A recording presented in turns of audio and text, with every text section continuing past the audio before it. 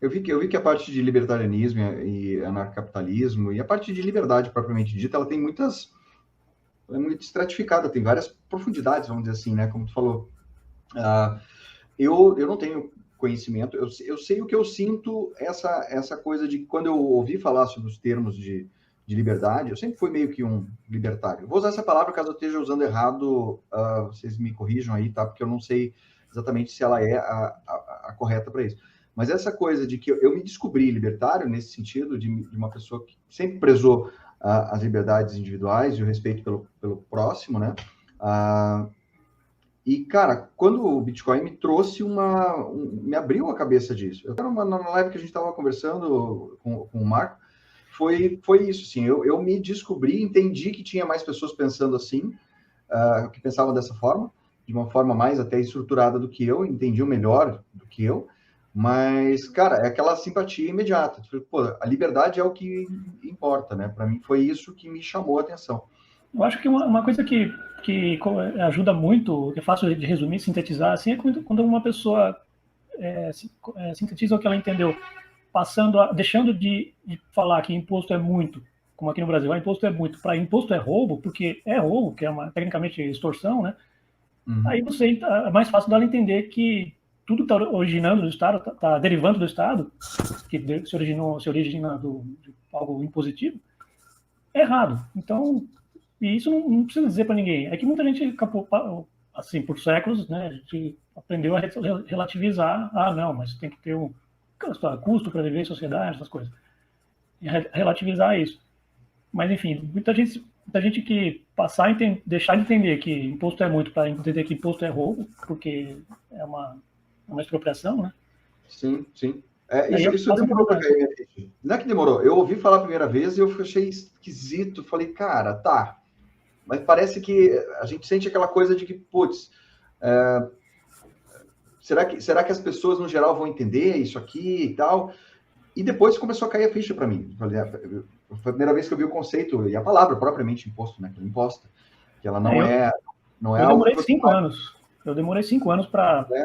aceitar essa ideia, para eu me aceitar, né? Entender essa ideia. Porque eu concordava com muita gente, mas eu falava, mas assim, me apegava também a questões utilitárias, né? Como vai ser isso, como seria tal coisa. E aí eu comecei a entender que, primeiro, nada muda abruptamente. Nada vai Uhum. mudar abruptamente em escalas civilizacionais e tal, né? Então, não vai haver necessidade de algo ser resolvido abruptamente também. Então, quem faria tal coisa se não fosse o Estado? Porque não vai acontecer isso em 6 meses, não vai mudar em 6 meses, né? Ah, o Estado vai cair assim, se assado em 6 meses, ou em um ano, em, sei lá, em 10 anos. Eu acho que vai ser muito mais lento, porque a cada acontecimento, a cada microfato, né, cada fato do dia a dia, todo mundo vai se adaptando, porque quando se adaptar, todo mundo é todo mundo, inclusive dentro do Estado, fora do Estado, né? A gente está tão no começo de tudo, né? Que tem É. muito chão pela frente. Eu queria saber de vocês um pouco, então. Vocês se conheceram via Ancapsu? Não sei quem quer conversar ali, falar sobre isso, mas É. basicamente, então, como é que as coisas caminharam de lá? História triste.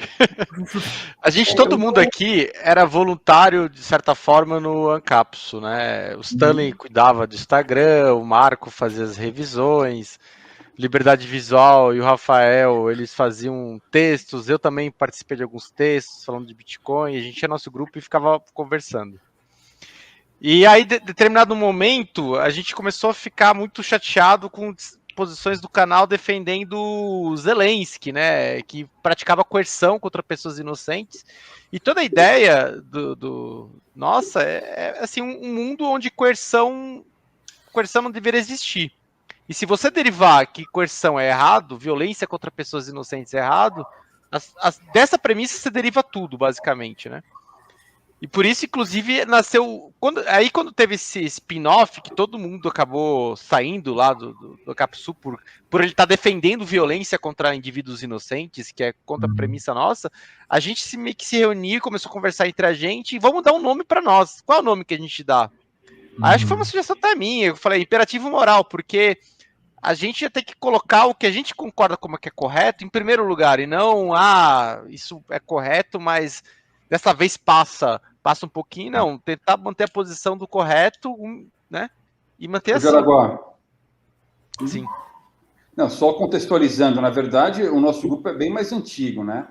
A gente se conheceu em 2020, alguns pessoalmente, outros virtualmente, mas em certo momento todos nós nos conhecemos pessoalmente.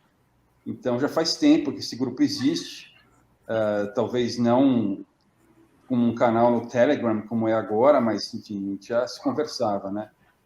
Isso que aconteceu no Ancapsu foi bem posterior, foi uma coisa recente até. Eu ia perguntar já existe o canal, já existe o grupo, e enfim, foi só... A gente já manifestava insatisfação com outras coisas também entre nós, né? E foi só a gota d'água essa história aí. Perfeito. Então, só para contextualizar também, trazendo mais, então, o Ancapsu é um canal que juntava muitas mentes também libertárias, né, ou ANCAPs, enfim, para defender a liberdade, defender a não violência e tal, né? E essa história que tu contou agora, Jaraguá, é mais recente, então, né? Foi agora. Humberto. Sim. O projeto lá do que todo mundo apoiava se chama Visão Libertária, que era um projeto que ele começou, que o Peter lá sugeriu para dividir tarefas de revisão, redação dos textos e produção dos vídeos e tal. E aí tinha o Discord ali usou o Discord do canal para todo mundo, onde já conversava, onde também era organizado, dividir essas coisas, né? Essas tarefas. E é isso que cada um foi fazendo. E com o tempo foi criando, cada um fala, eu posso fazer isso, posso fazer aquilo. Aí, por exemplo, no Instagram eu peguei, a partir de um certo momento, eu fazia revisão lá, desde março, ou coisa assim, de 2019. E eu acho que o expurgo ali começou em fevereiro ou março de 2022. Eu acho que foi nesses meses. Foi mais recente. Quando eu já tinha gente lá falando um pouco entre Putin e Zelensky, não sei o que, tal. Mas aí, por mim, eu tava com o saco cheio, eu falei, mas a questão são as pessoas. Ali são dois políticos brigando, né, de um território, e quem se ferra de um lado ou de outro, sendo xingado ou sendo atacado com bomba, míssil, sei lá o quê, são as pessoas. E aí eu vi um texto um vídeo que o Rafael gravou lá no Aniversário do Estado, que é um texto de um diretor de cinema chamado... Greg Reese. Isso. Que se chama a verdadeira baixa, a maior baixa da guerra é a verdade. Achei espetacular esse texto, ouvi, e eu coloquei lá. Aí o Peter ficou bravinho e falou, não é bem assim, não sei o quê. Eu falei, mas esse papo de olhar para a guerra desse jeito, ficar com essa atenção toda, contar a guerra, falar do Zelensky, não sei o quê, parece que hoje falar bem do Zelensky é quase que falar bem de máscara, né? É só trocar um objeto, né? Mas você tinha que falar bem de máscara, não pegava mal. Aí ele falou, não é bem assim. Eu falei, tá sendo como não foi na pandemia. Não foi bem assim. Então, ele discutiu comigo. Aí ele falou, eu tomei uma decisão drástica, estou triste por fazer isso também com você, estou decepcionado por você ser uma das pessoas que ajudou a colaborar, não sei o que. Ele só me baniu na hora porque ia pegar mais mal ainda, talvez. Porque eu era das antigas ali, como o Marco e outros aqui. Então, ele só me baniu na hora, imediatamente, por conta disso. Mas aí ele falou, ficou bravo, ficou um tempo sem visitar o canal, gravou os vídeos que gravou falando sobre isso, e falou, vou voltar tal dia, e quem tiver lá, que eu achar que isso, que eu achar que faz isso, ou que eu achar que não defende isso, que não aquilo, vai ser banido. E ele começou. Aí eu já estava fora de lá, né, já tinha saído, já tinha parado de consumir qualquer conteúdo dele, porque muita gente que viu depois desse diálogo comentou comigo, falou, mas você não falou o que ele falou que ele alegou, né? Eu falei, não, pois é. Por isso que eu falo, a gente se manteve libertário e por isso saiu de lá. Ele que mudou o discurso. Tem muito material muito legal lá, eu não sei em que pé que tá, atualmente realmente eu não estou acompanhando, mas vocês produziram bastante coisa, né? Todo mundo ali, tem muita coisa legal.